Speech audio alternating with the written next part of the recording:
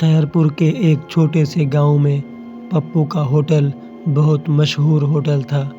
اس علاقے میں جو بھی آتا وہ اس ہوٹل کا کھانا کھائے بغیر نہیں جاتا تھا۔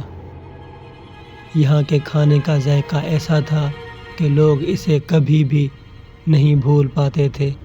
جیسے جیسے ہوٹل مشہور ہوتا جا رہا تھا ویسے ہی اس کے مالک کا گھمنڈ بڑھتا جا رہا تھا۔ وہ کھانا بچ جانے پر اسے پھینک دینا تو منظور کرتا لیکن کسی بھوکے یا جانور کو دینا گوارا نہ تھا۔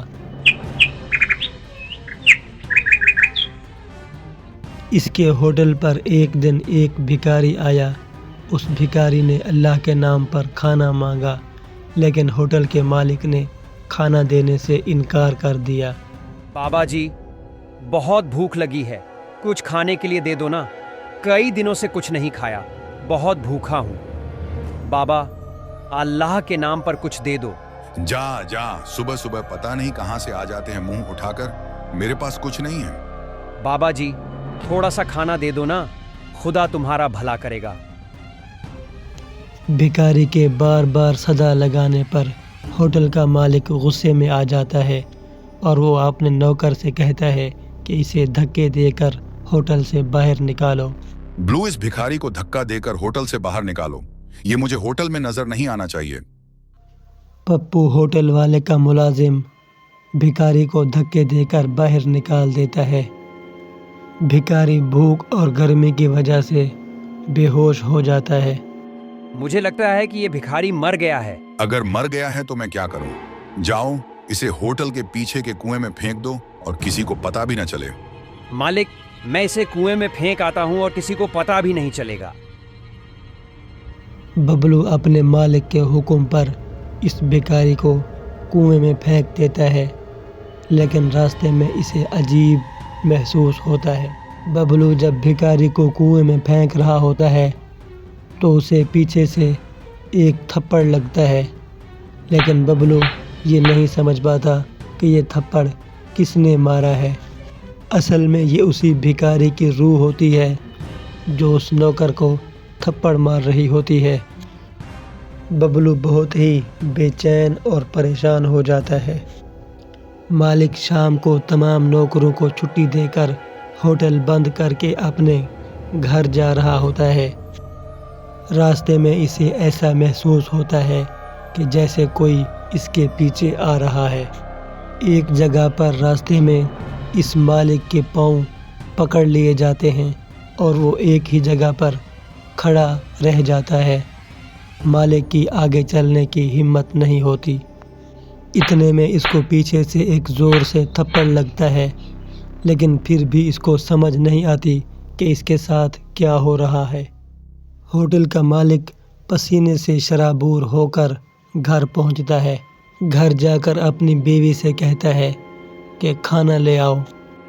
جب اس کی بیوی کھانا لے کر آ رہی ہوتی ہے تو اس کو پیچھے سے کوئی اندیکھی طاقت دھکا دیتی ہے جس سے وہ کھانا زمین پر گر جاتا ہے۔ ارے یہ کیا ہو رہا ہے؟ مجھے ایسا لگ رہا ہے کہ کسی نے مجھے دھکا دیا ہے۔ یہ سب دیکھ کر مالک گھبرا جاتا ہے لیکن اسے سمجھ نہیں آتی کہ اس کے ساتھ ہو کیا رہا ہے۔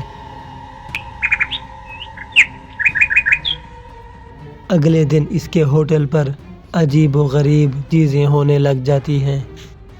اگلی صبح جب مالک اپنے ہوٹل پر موجود ہوتا ہے تو کچھ گاہک اس کے پاس آتے ہیں۔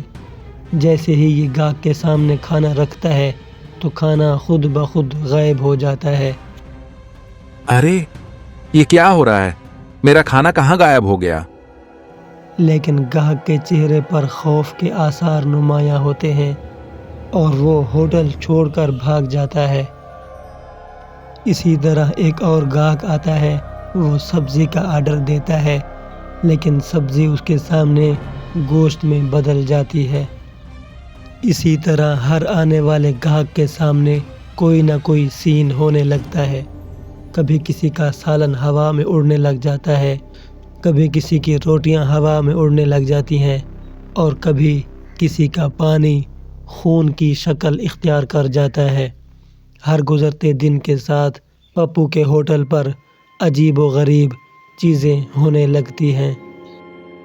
اب پپو کے ہوٹل کو لوگ بھوتیا ہوٹل کہنے لگ جاتے ہیں۔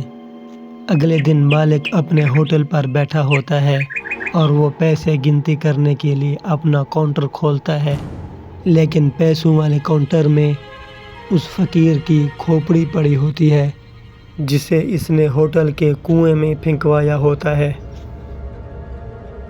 ارے یہ تو اسی بھکاری کی کھوپڑی ہے جسے ہم نے کنویں میں پھینکا تھا۔ سب نوکر بھاگ کر آتے ہیں اور وہ مالک کے ساتھ اکٹھے ہو جاتے ہیں۔ ہمارے کاؤنٹر میں پیسے نہیں ہیں بلکہ اس فقیر کی کھوپڑی پڑی ہوئی ہے۔ ہوٹل کا ملازم جب کاؤنٹر میں جا کر دیکھتا ہے تو وہاں کھوپڑی نہیں ہوتی بلکہ پیسے ہی پڑے ہوتے ہیں۔ مجھے لگتا ہے کہ یہ اسی بھکاری کی آتما ہے جو ہمیں پریشان کر رہی ہے۔ اب میں کیا کروں؟ اگر یہی حال رہا تو میں تو پاگل ہو جاؤں گا اور میرا ہوٹل بھی بند ہو جائے گا۔ مالک جی، میں ایک ایسے بابے کو جانتا ہوں جو جن بھوت کا ماہر ہے اور اس مسئلے کا حل نکال سکتا ہے۔ ہوٹل کا مالک کہتا ہے کہ بلاؤ اس بابے کو اور مجھے کوئی نہ کوئی دم کروانا ہوگا ورنہ میرا ہوٹل بند ہو جائے گا اور میں پاگل ہو جاؤں گا۔ ببلو ایک بزرگ کو اس ہوٹل کے اوپر لے آتا ہے اور وہ بزرگ اس ہوٹل پر دم کرنا شروع کر دیتا ہے۔ اتنے میں ایک خوفناک بھوت حاضر ہو جاتا ہے۔ ہوٹل کے سبھی لوگ جب اس جن کو دیکھتے ہیں تو بہت گھبرا جاتے ہیں۔ میں سب کو مار ڈالوں گا، کسی کو زندہ نہیں چھوڑوں گا۔ بابا جی اس جن کو کنٹرول کر لیتے ہیں اور اس سے پوچھتے ہیں کہ تو کیوں اس ہوٹل کے مالک کو پریشان کر رہا ہے؟ میں بھوک کی شدت میں اس ہوٹل کے مالک کے پاس آیا تھا اور اس نے مجھے کھانا تک نہ دیا، بلکہ میں زندہ تھا، اس نے مجھے کنویں میں پھینکوا دیا۔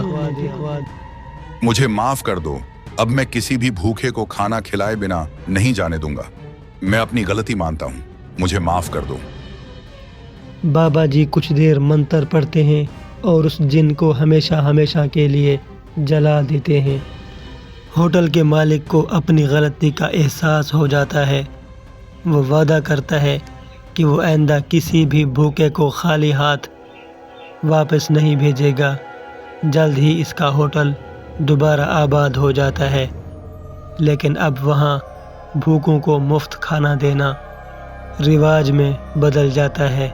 ہوٹل کا مالک بھی توبہ کر لیتا ہے کہ وہ آئندہ کبھی بھی کسی بھوکے انسان کو نہیں جانے دے گا جب تک کھانا نہ کھلا دے۔